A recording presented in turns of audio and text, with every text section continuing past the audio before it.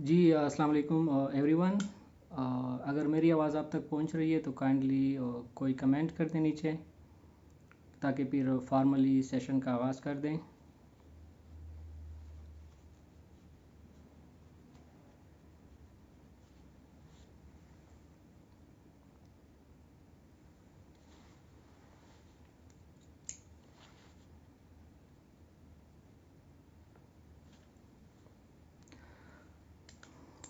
मेरी आवाज़ आप सब तक पहुंच रही है?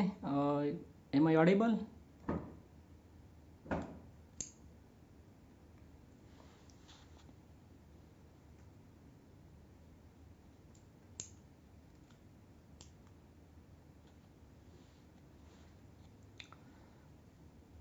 चलिए ठीक है, thank you so much Zulqarnain.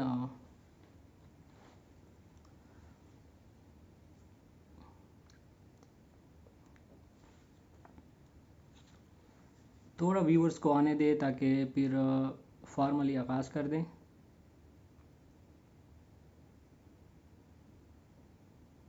ठीक है, फ़ाइन।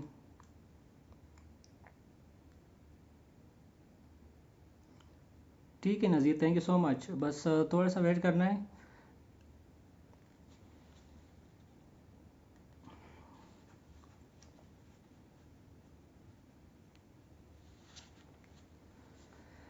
अच्छा रहमान वज़ीर, आप सबसे मुखातिब हूँ और ये हमारा 2023 का 2023 का फ़र्स्ट लाइव सेशन है, कम्प्रिहेंसिव लाइव सेशन है। थोड़ा सा डिले हो गया है, थोड़ा सा लेट हो गया है, उसके लिए सॉरी। और आज के लाइव सेशन में हम डिफरेंट चीज़ों पे बात करेंगे, डिफरेंट एस्पेक्ट्स को कवर करेंगे। ये एचईसी के जो स्कॉलरशिप है, ख़ासकर इनकी जो अप्लाई है, इसमें कैंडिडेट्स को या स्टूडेंट्स को डिफ़िकल्टी फेस हो रही है।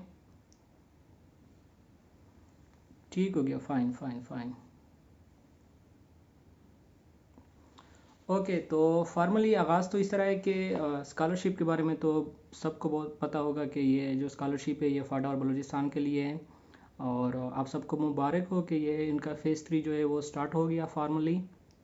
दो फेज़ जो थे उनके पहले 5-5 साल के ख़त्म हो गए थे, 10 साल उनके कंप्लीट हो चुके थे। तो अभी ये फ़ेज़ 3 के लिए काफ़ी स्ट्रगल हुई स्टूडेंट्स की तरफ से भी, उनके पेरेंट्स की तरफ से।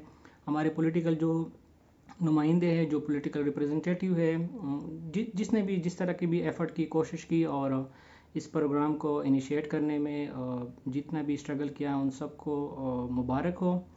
आप सब लोगों की एफ़र्ट की वजह से ये जो प्रोग्राम है ये एक्सटेंड हो गया। अदरवाइज़ ये जो था लास्ट ईयर जो था, इस पे एक तरह का ब्रेक आ चुका था और ये रुक गया था। तो अब फार्मली आगाज़ हो गया इस प्रोग्राम का, इंशाल्लाह ये चलेगा आगे भी 5-6 सालों के लिए। तो अभी मज़ीद इस प्रोग्राम से रिलेटेड हमने काफ़ी वीडियोस वगैरह की हुई हमारे पेज पे अवेलेबल है। फ़र्दर इस पे मैं टाइम नहीं ज़ाया करना चाहता। मैं डायरेक्टली आता हूँ स्टूडेंट के जो पेरेंट्स हैं, उनके जो क्वेश्चंस थे या क्वेरीज थे, उन पे मैं आना चाहता हूँ कि उनको जल्दी जल्दी से एंटरटेन कर लूँ।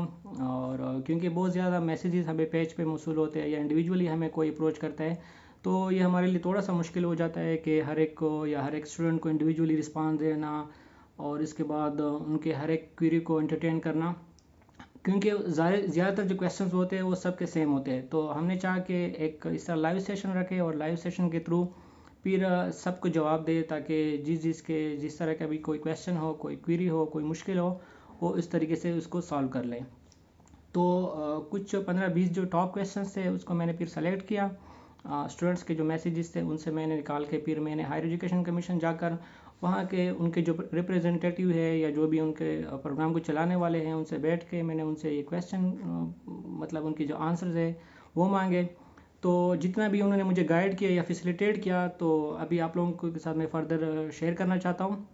अगर इसके अलावा फॉर एग्ज़ाम्पल इस लाइव सेशन में किसी का कोई क्वेश्चन इस तरह था कि जो अनसॉल्व रह गया, जिसको एंटरटेन नहीं किया गया, तो काइंडली लेट अस नो। हमें इनबॉक्स में मैसेज कर ले या हमें इंडिविजुअली अप्रोच कर ले। हम कोशिश करेंगे कि किसी तरीके से पोस्ट के थ्रू या लाइव सेशन के थ्रू अगर हमें टाइम मिला तो हम उसको दोबारा से एंटरटेन कर लेंगे। तो सबसे पहले जो क्वेश्चन आ जाता है स्टूडेंट्स को, वेबसाइट का ऑन एंड ऑफ ये मसला चलता रहता है। हायर एजुकेशन कमीशन का जो वेबसाइट है, उन पे मेरे ख्याल से ये लोग ज़्यादा खर्चा नहीं करते, तो इस वजह से कभी कभी ऑन ऑन एंड ऑफ ये इस पे बिज़ी हो जाता है, या इस पे मतलब ट्रैफिक ज़्यादा हो जाता है या रश ज़्यादा हो जाता है, तो उस वजह से कभी कभी ये वेबसाइट जो है ये काम करना छोड़ देता है। तो कोशिश कर ले कि अगर आप लोगों की क्लासेस वगैरह नहीं हो तो लेट आवर्स में, जिस तरह मतलब 12 बजे के बाद 1 बजे के बाद आप लोग फिर अपने लैपटॉप के ज़रिए से या मोबाइल से जिस तरीके से भी आप लोगों ने ट्राई करनी हो तो लेट आवर्स में ट्राई कर ले, वहाँ पे फिर ट्रैफिक का रश कम होता है। तो ये तो वेबसाइट का मसला, ये तो जेन्युइन मतलब ये तो खुद ऑटोमेटिकली इसी चीज़ को ठीक करेगा। दूसरा जो सबसे अहम मसला जो था, जो ज़्यादातर स्टूडेंट जो पूछ रहे हैं, वो था एज रिलैक्सेशन का। मतलब 22 जो 22 ईयर्स है वो HEC हायर एजुकेशन कमीशन ने फिक्स की हुई है। तो मैंने जब उनसे बात की कि थोड़ा सा आप लोग अगर रिलैक्सेशन दे दे 1 महीने का, 2 महीने का, 3 महीने का, तो उन्होंने कहा कि ये जो कट ऑफ जो एज है, ये हमने काफ़ी कंसल्टेशन के बाद, काफ़ी मशवरे के बाद, काफ़ी मीटिंग्स के बाद ये हमने फाइनल की है। उसके एक दो रीज़न उन्होंने बता दिए।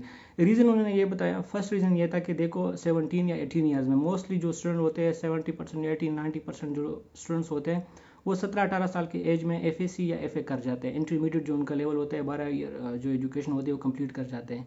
उसके बाद वो यूनिवर्सिटी में एडमिशन लेते हैं या इंजीनियरिंग में एडमिशन लेते हैं या वो MBBS में एडमिशन लेते हैं। तो एट द एज ऑफ 22 या 21 या 23 इस साल में वो ग्रेजुएट हो जाते हैं और उसके बाद अपना प्रोफेशनल लाइफ जो है या प्रोफेशनल फील्ड जो है उसमें वो अपना काम शुरू कर देते हैं।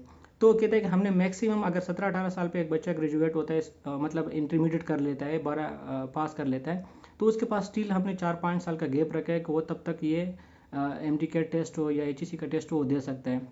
उससे ज़्यादा जो है ये हम नहीं अलाउ कर सकते। तो उन पे उन्होंने सिंपल सा उन्होंने सॉरी कह दिया कि इसको हम एक्सटेंड नहीं कर सकते, और वेबसाइट पे हमने 22 ईयर्स ही लगाया हुआ है फिक्स। इससे एक 1 डे भी अगर आपका उम्र जो है एज है वो आगे कर हो जाता है तो वो ऑटोमेटिकली आपका एप्लीकेशन जो है वो सबमिट नहीं होगा। तो उन स्टूडेंट्स के लिए जो बार बार पूछ रहे थे एज रिलैक्सेशन का, मैंने अपनी तरफ से एफर्ट किया। मैंने कहा कि 2-3 महीने उसको दे दें। तो उसने कहा कि 2-3 महीने के बाद कोई 4 महीने वाला बच्चा निकल आएगा, कोई 6 महीने वाला बच्चा आएगा, कोई 7 महीने वाला, कोई साल वाला, फिर कहेगा कि हमें भी एक्सटेंशन दे दो, जो कि पॉसिबल नहीं है। दूसरा इसके बाद जो क्वेश्चन है सबसे ज़्यादा पूछे जाने वाला टेस्ट सिलेबस का। सिलेबस ऑलरेडी शेयर हो चुका है, हमने उस पर एतराज़ भी किया था कि ये थोड़ा सा मजाक मतलब मजाक वाला सिलेबस है, ख़ासकर उन बच्चों के साथ जो अभी फ्रेश FEC जिसने किया है या MTCAT जिसने दिया हुआ है, तो उनके साथ थोड़ा सा मजाक था कि वो 10-10 12-12 MCQs बायोलॉजी या केमिस्ट्री या फिज़िक्स के थे।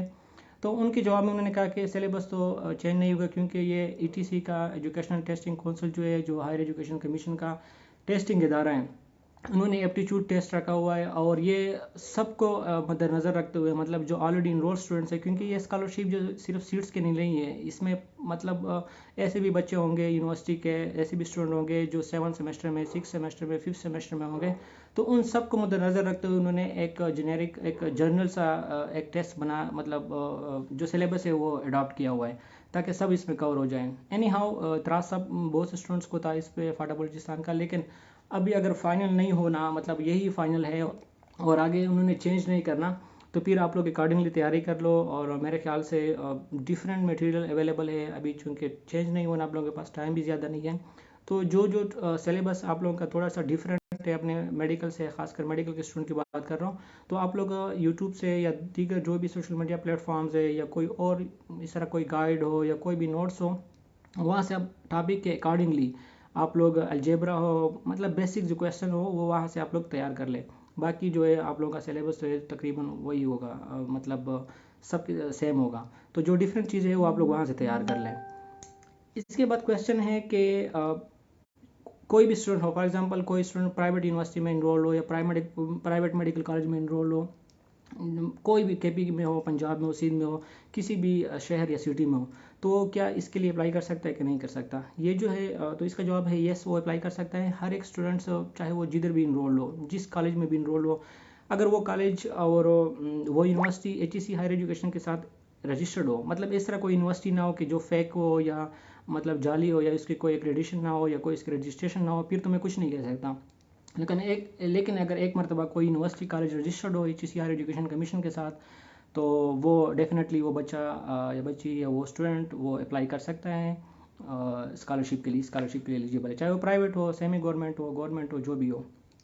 फ़ीस का मसला है कि स्टूडेंट्स कह रहे हैं कि हम फ़ीस किस तरह जमा कर लें। अच्छा, फ़ीस के हवाले से मैंने पहले बात की थी कि आप लोग हर मोबाइल ऐप से, इजी पैसा से, हर एक चीज़ से आप लोग जमा कर सकते हो। लेकिन सबसे अच्छा तरीका, सबसे सेफ़ तरीका, सबसे बेहतरीन तरीका ये है कि आप HBL के कोई भी आपके सिटी में जो भी HBL बैंक हो, हबीब बैंक जो है, वहाँ पे जाकर आप वहाँ पे उनको कह दें कि मुझे चालान फॉर्म दे दे। चालान फॉर्म वहाँ पे पड़ा होता है बैंक के अंदर। आप 500 रुपये वहाँ पे जो हायर एजुकेशन कमीशन का जो बैंक अकाउंट है उसमें 500 रुपये आप डिपॉजिट कर दें। आपके नाम से वहाँ पे चालान आपको दे देंगे। एक रसीद की कापी जो होती है वो आपके पास आ जाएगी, एक बैंक वाले अपने पास रख देंगे। उसकी तस्वीर बनाकर फिर आप वहाँ पे अपने जब प्रोफाइल आपने क्रिएट किया हुआ है उसमें आप अपलोड कर सकते हो। अगर ये नहीं कर सकते हो, खुदा ना खास्ता बैंक नहीं जा सकते हो या बैंक जाना आपके लिए मुश्किल है या कोई प्रॉब्लम है आपके लिए, तो फिर आप मोबाइल ऐप से या इजी पैसा से या जेस कैश से या कोई और आपका मोबाइल एप्लीकेशन हो जो मतलब आप इस्तेमाल करते हो, एटीएम, इवन एटीएम से भी आप कर सकते हो वहाँ से, क्योंकि उनका मेन मकसद आपका ये होना चाहिए कि आपके पैसे डिपॉजिट हो हायर एजुकेशन कमीशन के अकाउंट में। तो वो जिधर से भी आप कर लो, और बस आप अपने साथ रसीद जो होता है, जो इसका रिसीट होता है, आप अपने पास रख लो। उसको वहाँ पे अपलोड भी कर लो और अपने पास सेव भी कर लो, अपने पास इसका प्रिंट भी निकाल लो कि जब टेस्ट के लिए आप जाओ तो वहाँ पे उनको ये सबूत दिखा सको। तो ये इतना बड़ा इशू नहीं है, प्रॉब्लम नहीं है, आप हर तरीके से इसको जमा कर सकते हो, लेकिन सेफ तरीका बैंक वाला है। अच्छा, एक्सपेक्टेड टेस्ट डेट जो है तो वो at the end of February, इस महीने के आखिर में, या मोस्ट प्रोबेबली मार्च के फर्स्ट वीक में इंशाल्लाह टेस्ट कंडक्ट करेंगे, क्योंकि टाइम ऑलरेडी शॉर्ट है, क्लासेस तकरीबन शुरू होने वाले हैं मेडिकल कॉलेजेस के। तो एक्सपेक्ट हम ये कर रहे हैं कि फर्स्ट वीक मार्च में या एंड ऑफ फेबरवरी में। तो आप लोगों के पास हार्डली कोई महीना या कोई 20-22 दिन है टेस्ट के लिए। अच्छा, इस फेज़ 3 के कितने बैचेज़ होंगे? तो डेफिनेटली जिस तरह बाकी प्रीवियस 2 बैचेज़ से, ये फेज़ 3 जो है इसके भी 5 बैचेज़ होंगे, मतलब 5 साल ये प्रोग्राम चलेगा। इसके बाद फिर फर्दर हम कोशिश करेंगे इसको एक्सटेंड करने की, एफर्ट करेंगे, नहीं हुआ तो फिर ये 5 साल बाद ख़त्म हो जाएगा। तो ये 2023 से लेकर तकरीबन ऑलमोस्ट 2027-28 तक ये बन जाता है, 5 साल। और कुछ स्टूडेंट कह रहे हैं कि हमसे फादर की डोमिसाइल CNIC वगैरह कोई डिटेल वगैरह की जगह अगर हम मदर का दे दें, बेसिक जो आपकी इन्फॉर्मेशन है वो कंप्लीट होनी चाहिए। इसके अलावा अगर कोई फर्दर आपसे हायर एजुकेशन कमीशन कोई इन्फॉर्मेशन मांग रहा है तो फादर मदर में, गार्डियन में, इसमें कोई इशू नहीं है, आप किसी का भी दे सकते हो। लेकिन डोमिसाइल जो है वो फादर मदर में से किसी एक का आपका मैच होना चाहिए। फॉर एग्जांपल कोई फाटा का स्टूडेंट है या कोई बलूचिस्तान का स्टूडेंट है, अगर वो क्लेम करता है कि मैं फाटा से हूँ, बलूचिस्तान से हूँ, तो डेफिनेटली उनके वालिद का या अम्मी का या अबू का, दोनों में से किसी एक का, अगर वालिद ज़िंदा है तो वालिद का, अगर वालिद फोत है तो उनके अम्मी का डोमिसाइल जो है दोनों का मैच होना चाहिए। अदरवाइज़ ये आपका जो क्लेम है ये अनट्रू होगा, ये फॉल्स होगा कि आप फाटा से या बलूचिस्तान से बिलोंग करते हो। और टेस्ट सेंटर की बात हो रही है, स्टूडेंट्स पूछ रहे हैं बहुत ज़्यादा कि हमें कराची में टेस्ट सेंटर मिल सकता है, हमें लाहौर में मिल सकता है। डेफिनेटली मिल सकता है। वहाँ पे अप्लाई में तकरीबन 9 टेस्ट सेंटर उन्होंने दी हुई हैं। 5 टेस्ट सेंटर जो है वो तो आपके रीजनल जो सेंटर है, जैसे लाहौर हो गया, कराची, पेशावर, क्वेटा एंड इस्लामाबाद। इसके अलावा 4 और सेंटर दिए हुए हायर एजुकेशन कमीशन ने स्पेशल डिमांड पे स्टूडेंट, क्योंकि मोस्टली थोड़ा सा डिफ़िकल्टी फेस कर रहे थे।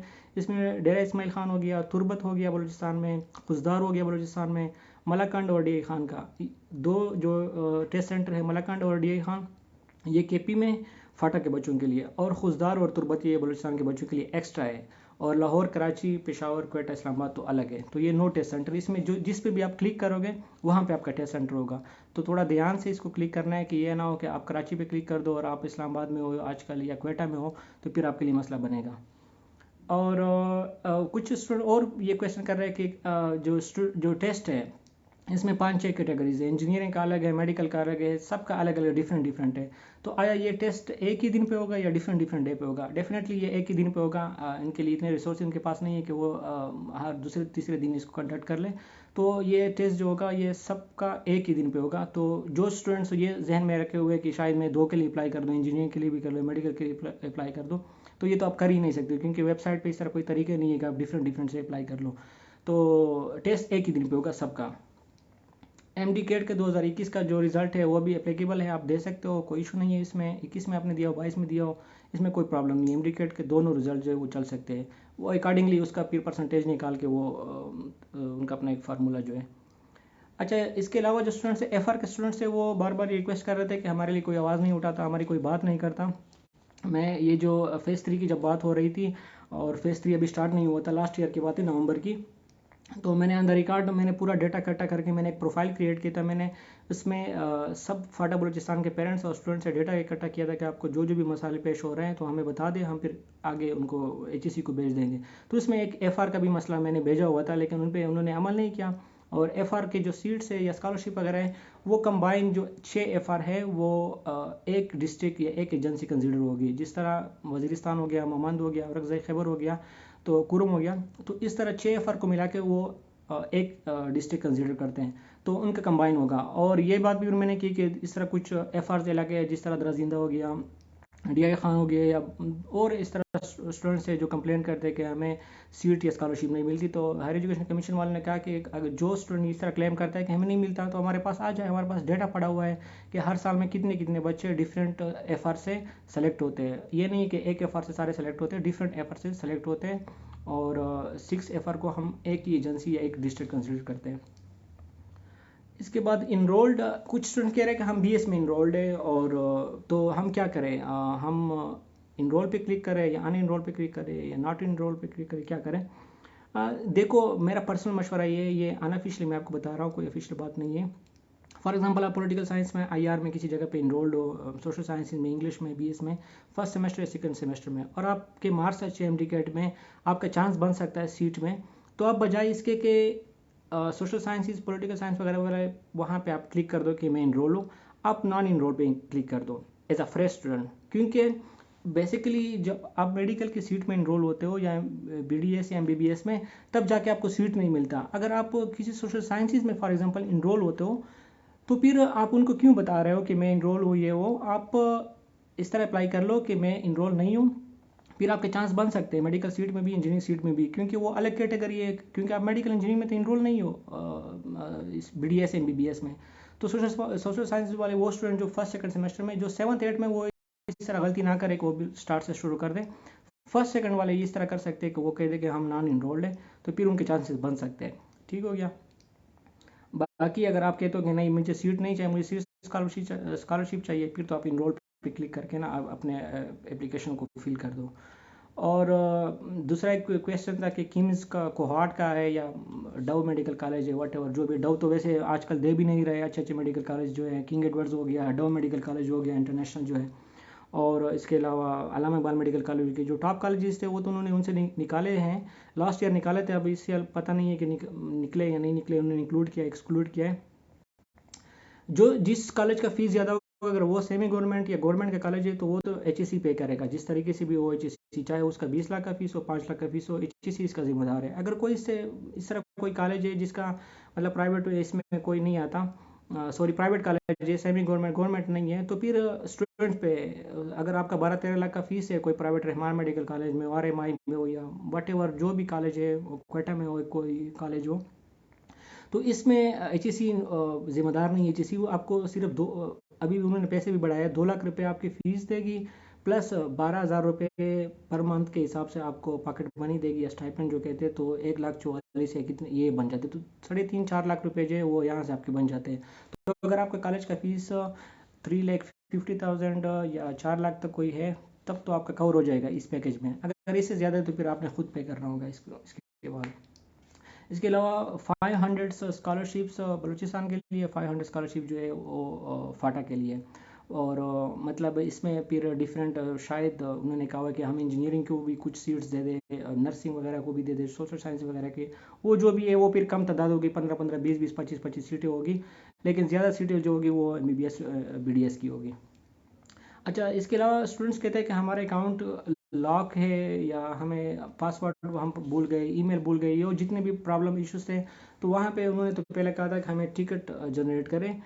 वो टिकट वाला जो मसला है थोड़ा सा डिफिकल्ट होता है, उस पर कोई एंटरटेन नहीं करता, इसको सही तरीके से HSC वाले देखते नहीं है। तो वो जो ईमेल मैंने शेयर की हुई है bf3@hsc.gov.pk, बलूचिस्तान फाटा का जो ईमेल है, ऑफिशियल ईमेल है, एडवर्टाइजमेंट में भी उन्होंने शेयर किया हुआ है, वहाँ पे आप अपना मसला बता दें उनको, उनके पास भेज दे अपना ईमेल कि मेरा ये मसला है, मेरा ये जीमेल है मुझसे भूल गया हूँ, मैं जीमेल का पासवर्ड भूल गया हूँ, या मैं मेरे अकाउंट ला के जो भी प्रॉब्लम होगा, तो उन्होंने तो मुझे ये कहा हुआ है कि हम उसको सॉल्व कर देंगे, जिस स्टूडेंट का भी जितना प्रॉब्लम हो, जिस तरह का भी मसला हो, इशू हो, हम उसको हल करेंगे।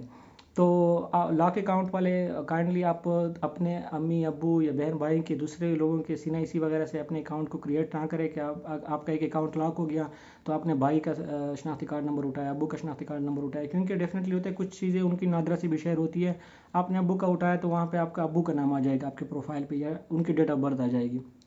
फिर ये मसला आपके लिए हमेशा होगा, वहाँ पे टेस्ट में भी मसला होगा।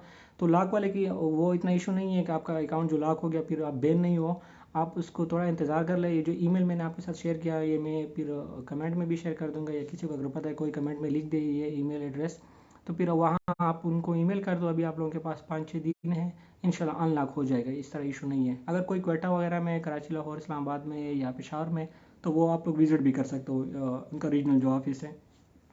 अच्छा, बीडीएस के जो कहते हैं मिनिमम सीट्स क्या हो गए, बीडीएस एमबीबीएस के सीट्स देखो, हमेशा उन्होंने कभी भी इश्तहार में उन्होंने सीट्स नहीं लिखा कि हमारे पास इतने सीट है, कभी भी वो इश्तहार में ये नहीं बताते कि हमारे पास इतने सीट है। लेकिन अनऑफिशियली ये बता रहा हूँ कि 265 सीट तो हमने उनसे लेने हर तरीके से, हर साल हमने 265 उससे लिए हुए पिछले 3-4 सालों से।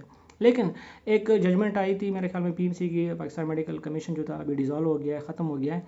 तो उन्होंने वहाँ पे कहा था कि हम 4 सीट्स मेरे ख्याल में हर कॉलेज में एक्स्ट्रा देंगे फाटा बलूचिस्तान को। तो ये अगर मिलाकर हमारे मेरे ख्याल में 300+ सीट्स बन जाते हैं फाटा और बलूचिस्तान के। इसमें आधे फाटा के होंगे, आधे इस तरह बलूचिस्तान के होंगे। तो इसके लिए मिर्ज़ा अफरीदी साहब हम उनका बहुत थैंकफुल है, बहुत शुक्रगुजार है। इसके लिए मोहसिन दावड़ साहब है, जो भी हमारे नुमाइंदे हैं जो इसके लिए एफर्ट कर रहे हैं, स्पेशली मिर्ज़ा अफरीदी साहब इसके लिए एफर्ट कर रहे हैं। उन्होंने बिलावल भुट्टो वगैरह से भी बात की है, और वो असल में सिंध के जो कॉलेजेस है उन्हें हमें अभी तक सीटें नहीं दी हैं। तो वो सिंध के जो कॉलेजेस है वहाँ पे 5 कॉलेज है, 10 से 15 जितने भी है, और हर एक कॉलेज में 4-4, 5-5 सीटें वहाँ से भी एक्सट्रैक्ट करना चाहते हैं। तो अगर वो कॉलेजेस हमें मिले तो एटलीस्ट से इंशाल्लाह फिर 300+ ये कोई सीटें बन जाती है। लेकिन फिर बता रहा हूँ एडवर्टाइजमेंट में कोई सीट का जिक्र नहीं है कितने सीटें हैं। और इसके अलावा कुछ स्टूडेंट्स लास्ट ईयर में जो इनरोल हो चुके थे एमबीबीएस बीडीएस में, वो पिछले साल को मैं बताऊं, जो इनरोल स्टूडेंट उनको तो पता है, लेकिन जो नए स्टूडेंट उनको नहीं पता। पिछले साल ये हुआ था कि ये स्कॉलरशिप बहुत लेट हो गया था, ना कोई एडवर्टाइजमेंट आया था, कुछ भी नहीं हुआ था। तो फिर 30-40 दिन का धरना दिया हमारे स्टूडेंट ने। अभी वो स्टूडेंट सेकंड ईयर में प्रमोट हो चुके हैं।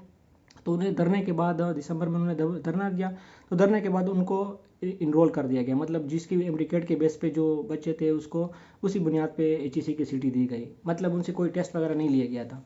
तो उन बच्चों का भी फिर लास्ट वीक में या 2 हफ्ते पहले उनको ईमेल वगैरह डॉक्यूमेंट्स के आए हुए हैं। तो उनको दोबारा अप्लाई करने की कोई ज़रूरत नहीं, स्कॉलरशिप के लिए आप काइंडली अप्लाई ना करो। ऑलरेडी आप लोगों को ऐसे ही आप लोगों को स्कॉलरशिप मिलेगा। सीट तो आप लोगों को पहले भी मिल गई 1 साल पहले, लेकिन स्कॉलरशिप आप लोगों को ऐसे ही एचईसी देगी। तो इस चीज़ के लिए आप अप्लाई ना करो, ये ना हो कि किसी और स्टूडेंट का आप लोग को हक का लो और वैसे मसला क्रिएट हो जाए। आप लोग ऑलरेडी आप लोगों को स्कॉलरशिप मिलेगा, आप सबको ईमेल आ चुका है। तो ये भी मसला भी तकरीबन हल हो चुका है आप लोगों का। और कुछ जो second, third year, fourth year में स्टूडेंट थे, वो कह रहे थे कि हमारा अमाउंट इंक्रीज़ होगा कि नहीं, क्योंकि पहले उनका 1 लाख कोई 50, 1,40,000 था। अभी इन फ्रेश फेज 3 का 2 लाख है। तो अनफॉर्चुनेटली आप लोगों का अमाउंट इंक्रीज़ नहीं होगा। जो चीज़ें PC1 वगैरह में जो चीज़ें फाइनल हो जाती है, चाहे इन्फ्लेशन वगैरह, इकोनॉमिक क्राइसिस कुछ भी हो, आप लोगों का उन्होंने फिक्स ही रखा हुआ है। तो वो आप लोग उन्होंने कहा कि आप लोग का इंक्रीज़ नहीं होगा, मतलब वही रहेगा जो आप लोगों का प्रोग्राम चल रहा है, वही पुराने पैसे आप लोगों को मिले हैं। और इसके बाद पोस्ट ग्रेजुएट वाले पूछ रहे हैं, मैंने पूछा, उसने कहा कि एज सच अभी पाइपलाइन में नहीं है, शायद 1-2 हफ्ते बाद उसका कुछ पता चले। पोस्ट ग्रेजुएट जो है एमफिल के लिए जिसने अप्लाई किया था टेस्ट का, अभी ये अंडर ग्रेड वाला मसला चल रहा है, 13 फरवरी तक तो उनकी लास्ट डेट है। इसके बाद आगे पता चलेगा कि क्या होता है। तो पोस्ट ग्रेड वाले आप लोग अप्लाई कर लो, आप लोग टेस्ट की क्या मतलब टेंशन नहीं लेनी चाहिए। 1-2 हफ्ते, 3 हफ्ते में शायद उनका भी पता चल जाए या निकल आएगा। लेकिन अब आप लोग अपनी प्रिपरेशन जो है वो जारी रखें। और इसके अलावा डोमिसाइल के हवाले से काफ़ी स्ट्रिक्ट उन्होंने पॉलिसी अडॉप्ट की हुई है। प्रीवियस ईयर भी अभी भी हमने ये इनको रिक्वेस्ट की थी कि फेक डोमिसाइल, डुअल डोमिसाइल, इस पे काइंडली आप लोग को थोड़ा सा ध्यान दे दें कि बहुत से स्टूडेंट जो है वो आउटसाइड फाटा से होते हैं, दूसरे प्रोविंसेस वगैरह से होते हैं, बलूचिस्तान के सीटें डोमिसाइल ले लेते हैं या फाटा के डोमिसाइल ले लेते हैं। तो उन पर उन्होंने कहा कि हम KMU के मेरिट लिस्ट को भी देखते हैं। जिस बच्चे ने KMU के मेरिट लिस्ट पे, ओपन मेरिट पे या सेटल पे अप्लाई किया होता है वो तो डेफिनेटली एक्सक्लूड हो जाता है, अनटिल अनलेस वो कोर्ट में किस चीज़ को चैलेंज करे, वो अलग बात होती है कि अगर उसके पास जस्टिफिकेशन हो। और इस तरह लोकल एडमिनिस्ट्रेशन जो होता है, डिप्टी कमिश्नर ऑफिस होता है या इस तरह DC का जो ऑफिस होता है, उसको हम फर्दर वेरिफिकेशन के लिए हम डॉक्यूमेंट सारे भेजते हैं और वहाँ से वेरीफाई करते हैं कि किसी का डुअल डोमिसाइल, किसी का फेक डोमिसाइल अगर कोई निकल आता है तो उस स्टूडेंट को ना सिर्फ हम डिस्क्वालीफाई करते हैं और फर्दर जो भी नेसेसरी एक्शन होता है वो भी हम उसके खिलाफ ले लेते हैं। तो ये फेक डोमिसाइल से भी थोड़ा सा हमने कहा आप लोगों को बता दूं कि ये बड़ा मसला है, खासकर फाटा और बलूचिस्तान के स्टूडेंट्स का। ये ओवरऑल सेशन था, मेरे ख्याल से ज़्यादातर क्वेश्चन जो आप लोगों के थे वो मैंने एंटरटेन कर लिए हैं। अभी फर्दर अगर किसी को कोई क्वेश्चन हो तो लेट मी नो, आप लोग कमेंट में बता दें, मैं फिर देखता हूँ कमेंट में कि क्या क्या। एज रिलैक्सेशन, वही क्वेश्चन बार बार आ रहा है, काइंडली मैंने एज रिलैक्सेशन की ऑलरेडी बात कर ली।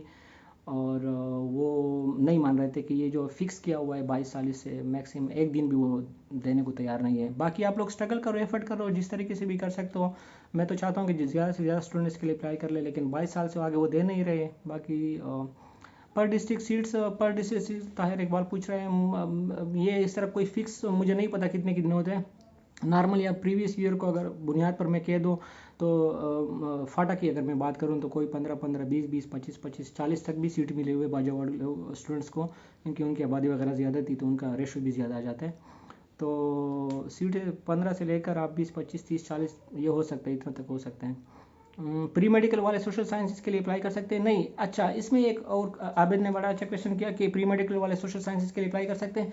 देखो, आपकी जो टेस्ट कैटेगरी होती है ये आपकी एफएससी की बुनियाद पर होती है। अगर आपने एफएससी में प्री मेडिकल पढ़ा हुआ है तो ये ना हो कि आप कह रहे हो कि मैं तो सोशल साइंसेज में हूँ, अभी मैं पॉलिटिकल साइंस कर रहा हूँ, लेकिन मैंने एफएससी प्री मेडिकल में पढ़ा था, तो मैं टेस्ट में कौन सी कैटेगरी, सोशल साइंसेज कैटेगरी में मतलब डाल दूँ या दूसरी वाली मेडिकल? नहीं।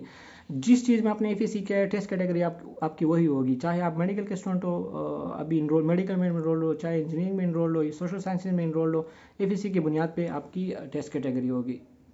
और इंजीनियर वाले की जो है इंजीनियरिंग वाले का जो मसला है वो इंशाल्लाह उसका भी हल हो जाएगा इसमें, क्योंकि लास्ट ईयर तो इंजीनियरिंग वाले वैसे स्ट्रगल एफर्ट नहीं करते, तो मेडिकल वाले बाहर निकल आए तो उन्होंने धरना दिया, तो उन्होंने एचईसी ने इसी चीज़ पे फोकस किया और सारे सीटी वगैरह जो भी थी वो एमबीबीएस को तो दे दी, लेकिन जो इंजीनियरिंग की जो पहले 36 सीटें होती थी, 18 बलूचिस्तान की, 19 बलूचिस्तान की, 18 इंजीनियर फाटा की, वो भी पिछले साल ख़त्म हो गई, क्योंकि इंजीनियरिंग वाला कोई बच्चा बाहर निकल ही नहीं आया। तो उन्होंने कहा कि हम फिर क्यों दे दे वैसे मुफ्त में आप लोगों को, अगर आप कोई बंदा निकल आता तो फिर डेफिनेटली आप लोगों को भी सीटें मिल जाती।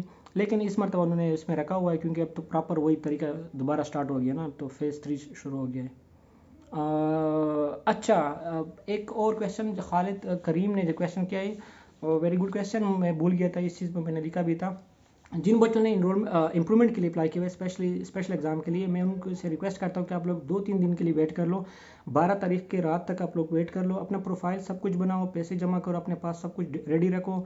एफईसी के मार्क्स के लिए सिर्फ इंतज़ार कर लो। जब आपका इंप्रूवमेंट का रिजल्ट अगर 12 तारीख तक आ जाता है तो वेल एंड गुड, आप इसमें चेंज करके अपने मार्क्स इंप्रूव, जो आपके इंप्रूव्ड मार्क्स है वो लगा कर आप अप्लाई कर दो, डन कर दो।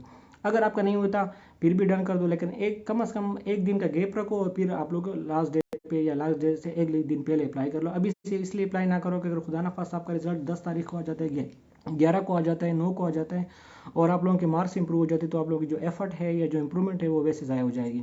तो एक मरतबा आपने अप्लाई कर लिया, इसके बाद कुछ चेंज नहीं होता, ना डेटा चेंज होता है, ना आपकी कुछ भी चेंज नहीं होगा। एक मरतबा आपका हो गया, क्लोज हो गया, तो बस हो गया। पिछले साल जो स्कॉलरशिप है एमबीबीएस बीडीएस का, वही पुराना होगा जो पिछले चल रहा है, मतलब वही कम जो पड़ रहा है। अब ये जो अपडेटेड है, ये जो ज़्यादा होगा ये इन बच्चों के लिए जो फेज़ 3 में है। टेस्ट मैंने बता दिया आप लोगों को, टेस्ट कब होगा। अच्छा, इसके अलावा रोल नंबर स्लिप तो तब आएगी जब आपका लास्ट डेट तो ख़त्म हो जाए। अब तो हम कोशिश कर रहे हैं कि किसी न तरीके से, अगर लास्ट डेट को भी अप्लाई शायद कम हो गए होंगे तो वही लास्ट डेट को भी कोशिश करेंगे कि अप्लाई लास्ट डेट को एक्सटेंड करने की रिक्वेस्ट कर दें उनको कि 13 से थोड़ा इसको बढ़ा दो। लेकिन इस पर कोई गारंटी नहीं को बढ़ाएंगे, लेकिन रिक्वेस्ट तो करेंगे डेफिनेटली। तो रोल नंबर स्लिप फिर आखिरी वीक में आप लोगों को इशू कराएंगे, जब आप लोगों का टेस्ट होगा उससे एक हफ्ता पहले आप लोगों को रोल नंबर स्लिप इशू हो जाएंगे। टेस्ट सिलेबस जो है वो आप लोग, मैंने कह दिया कि यूट्यूब वगैरह से भी सर्च कर सकते हो। कारवान का जो गाइड होता है, आप एप्टीट्यूड गाइड जो होता है आपका मार्केट में मिलता है, क्वेटा पेशावर हर जगह पे मिलता है, बड़ा सा कोई गाइड होता है एप्टीट्यूड का। और कारवान में वैसे नाम मुझे जहन में आ गया, किसी भी कंपनी का हो, किसी का भी हो, जिसने भी लिखा हो एप्टीट्यूड टेस्ट, अपने सिलेबस को उठाओ, वहाँ पे मार्केट में जाओ, जो भी बुक स्टोर होता है उनको दिखाओ कि ये चीज़ वाला कौन सा किताब बेस्ट है, वहाँ से उठाओ और ये बेसिक बेसिक जो चीज़ें है, ग्रामर हो गया, अलजेब्रा हो गया, जो भी चीज़ें है वहाँ से वो आप लोग तैयार कर लो। एज का मसला जो है वो सब के लिए है। वो आपका एप्लीकेशन जो स्टार्ट करोगे तो आपका एज आपसे पूछेंगे, अगर 22 से एक दिन भी आपका ऊपर है तो you are not eligible, sorry. और मैथ्स वगैरह ये तो फिर आप लोग वही क्वेश्चन कर रहे हो कि मैथ्स होगा नहीं होगा। अभी आपको ऑलरेडी आप लोगों के साथ चीज़ शेयर की हुई है, हमने सिलेबस भी शेयर किया है, इसके बाद तो मेरे ख्याल से कुछ रहता नहीं है। और वेटेज वगैरह, फार्मेसी फार्मेसी वगैरह का मुझे कंफर्म नहीं है कि फार्मेसी की सीट है कि नहीं है। और इसके अलावा इंजीनियरिंग की सीट तो हम तो एक्सपेक्ट कर रहे हैं ज़्यादा हो, 36 तो हर साल होते थे, अब हम चाहते हैं कि कोई 50 हो या 100। मैंने तो सजेशन दी थी कि 100 सीटें कम अज़ कम रखो, 100 फाटा के लिए, 100 बलूचिस्तान के लिए, लेकिन इट डिपेंड्स ऑन देम कि ये उन्होंने क्या क्या होगा, पता नहीं कितने की होगा, लेकिन आई विल ट्राई। मैं कोशिश करता हूँ कि किसी तरीके से मुझे इन्फॉर्मेशन मिल जाए सब सीट्स की कितनी कितनी सीटें, तो आप लोगों के साथ मैं शेयर कर दूँगा इंशाल्लाह इस पेज पे। आउट के लिए, हाँ, इन आउट का थोड़ा सा मैं बता दूँ, शायद न्यू स्टूडेंट को पता नहीं होगा। इन आउट जो होता है वो 10% जो आपके सीट्स वगैरह होते हैं, स्कॉलरशिप होते हैं, वो इन के स्टूडेंट्स के लिए होते हैं जिसने एफएसी बलूचिस्तान या फाटा के अंदर से की हो, और 90% इनके लिए होते हैं, 10% जो होते हैं वो आउट के लिए होते हैं जिसने एफएसी फाटा बलूचिस्तान से बाहर से की हो। अब अच्छा, अभी कुछ स्टूडेंट होते हैं वो कहते हैं कि मैं क्वेटा में पढ़ रहा हूँ, और या मैं खैबर वज़ीरिस्तान में पढ़ रहा हूँ, स्पेशली जो क्रेडिट कॉलेज के स्टूडेंट है, वाना के, यास्मीन के, रज़ाई के, या वहाँ पे बलूचिस्तान में एक क्रेडिट कॉलेज है, वहाँ पे जो बोर्ड है उनका, जो एजुकेशन बोर्ड है वो फेडरल बोर्ड है। तो फेडरल बोर्ड कहते हैं कि आउट में आता है, इन में आता है। देखो, बोर्ड पे डिपेंड नहीं करता, आपकी जो कॉलेज की जो लोकेशन है उस पर डिपेंड करता है, आपका कॉलेज का कहाँ पे लोकेट है। अगर आपका कॉलेज फाटा या बलूचिस्तान के अंदर लोकेट है, जहाँ से आपने सेकेंड ईयर किया हुआ है, तो आप इन में आते हो। अगर बाहर लोकेट है तो फिर आउट में आते हो। फिर इस तरह कुछ कॉलेजेस है कि जो शायद उनका बिल्डिंग बाहर बाहर हो, किसी वजह से, ऑपरेशन की वजह से, किसी वजह से, लेकिन उनसे रजिस्ट्रेशन इनकी होती है। तो फिर आप प्रिंसिपल से पूछ सकते हो कि हमारे कॉलेज के डीएमसी पे क्या लिखा होता है, फाटा लिखा होता है, बलूचिस्तान लिखा होता है, या कोई और लिखा होता है। वहाँ से भी आप लोग कंफर्म कर सकते हो। ठीक है, इन आउट ये मसला जो है आप लोग को वहाँ से, और इन आउट जो है ये आपका सिर्फ सेकंड ईयर पे डिपेंड करता है। आपने फर्स्ट ईयर 9 10 जिधर से भी किया कोई प्रॉब्लम नहीं है। अगर मैं सिर्फ एफएसी का सेकंड ईयर, अगर क्लास सेकंड ईयर का जो क्लास है वो फाटा से किया हो या बलूचिस्तान के कॉलेज से किया हो, तो फिर इन में आप आते हो। सही है, ये एमडी केट की तरह नहीं है कि आप नर्सरी से लेकर सेकंड ईयर तक आपने फाटा से की हो। जिसका एमडी केट फेल है तो वो मेडिकल सीट्स नहीं ले सकता, ठीक है, सीट नहीं ले सकता, वो स्कॉलरशिप ले सकता है। आप अप्लाई तो करो, अपना टेस्ट दे दो, इस तरह ना बैठो, टेस्ट दे दो, आपका एक्सपीरियंस हो जाएगा।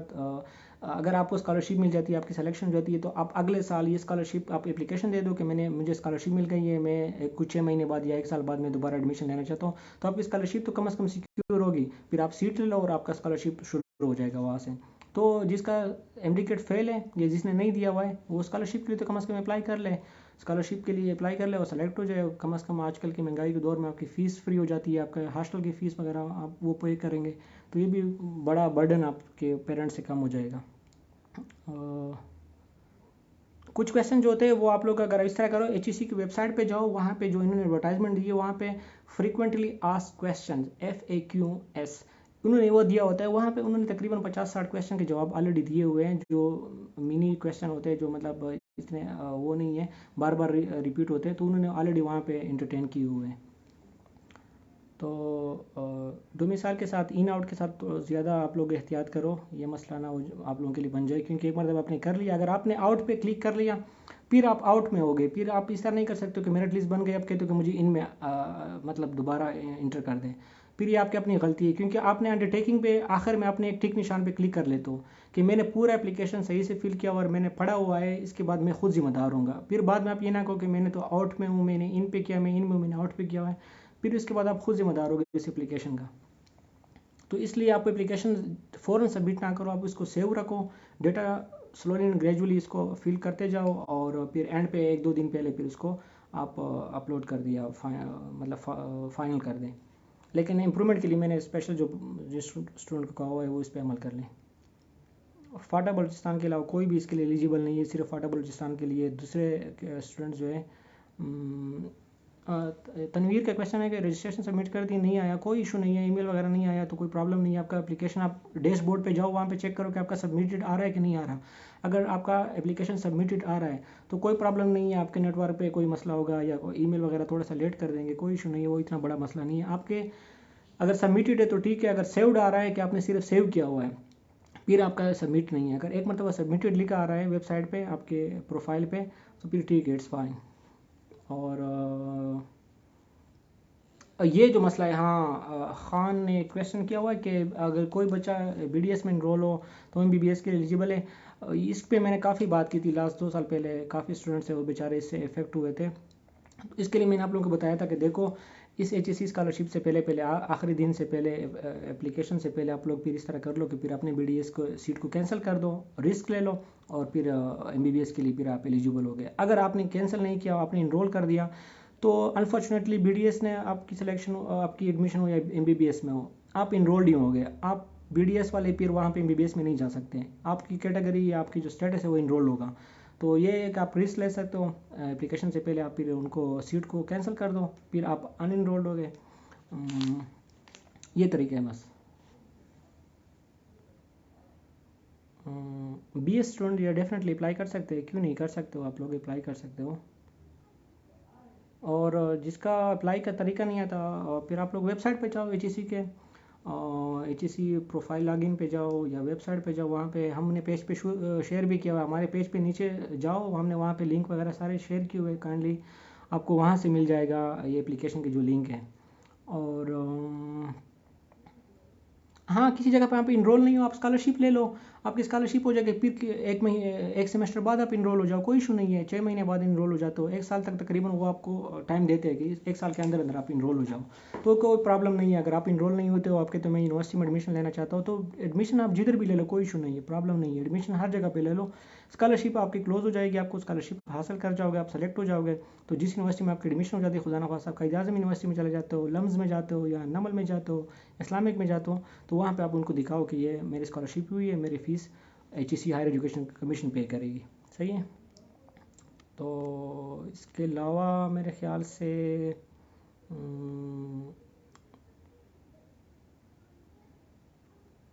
जो स्टूडेंट्स अभी ज्वाइन कर रहे हैं और वही रिपीटेड क्वेश्चन कर रहे हैं, उनको रिक्वेस्ट है कि काइंडली आप लोग इस लाइव सेशन के बाद दोबारा से आप लोग स्टार्ट पे आए, तो मैंने मोस्टली क्वेश्चन के जवाब दे दिए। नहीं, सेकेंडरी वगैरह वाला मैं ये भी मेरे टेस्ट एक्सपेक्टेड डेट मैंने बता दिया आप लोगों को पहले भी। और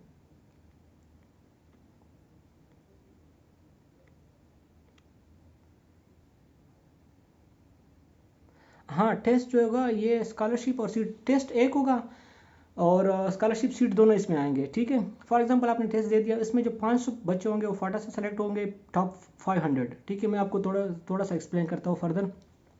देखो, स्कॉलरशिप और सीट्स में फ़र्क है, 500 स्कॉलरशिप फाटा के लिए, 500 बलूचिस्तान के लिए। अभी टॉप 500 जो स्टूडेंट्स है वो फाटा से उठा लेंगे और टॉप 500 जो है 500 है वो बलूचिस्तान से उठाएंगे। अब इस टॉप 500 में डिफरेंट कैटेगरी के स्टूडेंट्स होंगे, कोई मेडिकल वाला होगा, कोई इंजीनियरिंग वाला होगा, कोई सोशल साइंसेज का होगा, कोई आर्ट्स का होगा। तो उसमें से इस 500 के अंदर ही वो 132 से 133 मेडिकल की सीट भी निकालेंगे, सीट और स्कॉलरशिप दोनों।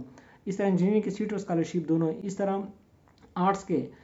तो ये जो सीट्स तो दे देंगे, कुछ इस तरह फिर स्टूडेंट बच जाते हैं जिसको सीटें नहीं मिलेगी इंजीनियरिंग मेडिकल की, उसको सिर्फ स्कॉलरशिप ही मिलेगी। अब HEC उनको कह दी कि आप जिधर भी एडमिशन ले लो, खुद ले लो, हम आपको स्कॉलरशिप देंगे। तो 500 के अंदर जो टॉप 500 है, आप कोशिश करो कि टॉप 500 में आ जाओ। टॉप 500 में जो भी आ गया उसकी स्कॉलरशिप सबकी कन्फर्म हो गई। सीटों के लिए फिर आपको टॉप 100 में, टॉप 200 में आना होगा। इस तरह बलूचिस्तान के लिए भी टॉप 500 में आ जाओ, टॉप 500 के लिए स्कॉलरशिप सबका हो गया। इस स्कॉलरशिप के अंदर फिर सीटें वगैरह भी वो फिर अलग अलग कैटेगरी की है। और इसके अलावा मेरे ख्याल से बस ठीक है। अभी बाकी मेरे आप सबसे रिक्वेस्ट है कि ये बाकी आप लोग इस चीज़ों के पीछे ना पड़ जाओ। अभी आप लोगों के पास टाइम बहुत कम है। जिसने अप्लाई किया है वो वेल डन, आप लोग अपनी तैयारी जारी रखो, और जिसने नहीं किया वो अपनी तैयारी मुकम्मल कर ले। बाकी सोशल मीडिया वगैरह के बजाय, टाइम वेस्ट करने के बजाय, ये 10-15-20 दिन जो है वो टेस्ट को दे दो। शायद फिर आपसे इस टेस्ट की बुनियाद पर आप लोगों की जो फ्यूचर है वो बन जाएगी, अच्छी मेडिकल सीट मिल जाएगी, अच्छी अच्छी कॉलेज यूनिवर्सिटी में चले जाओगे। और आखिर में रिक्वेस्ट है कि इंशाल्लाह फिर जब टेस्ट हो जाएगा, जब ये चीज़ें सारी क्लियर हो जाएगी, उसके बाद फिर हम एक प्रेशर लाएंगे HEC पे या जिस पे भी, कि हमें वो टॉप कॉलेजेस भी दे दे, जिस तरह King Edwards Medical College, Dow Medical College हो गया, अल्लामा इकबाल मेडिकल कॉलेज हो गया, फातिमा जिन्ना गर्ल्स का जो मेडिकल यूनिवर्सिटी या कॉलेज है वो हमें दे दें, क्योंकि लास्ट ईयर उन्होंने ये बंद किया था, तो इसकी भी हम डिमांड करेंगे। आई थिंक आज के लिए इतना ही काफ़ी है, और अगर कोई ज़रूरत पड़ी तो हम इस नेक्स्ट कोई महीने में, नेक्स्ट कोई डेज़ में फिर अगला सेशन करेंगे। तब तक के लिए अल्लाह हाफ़िज़, अपना बहुत सा ख्याल रखें।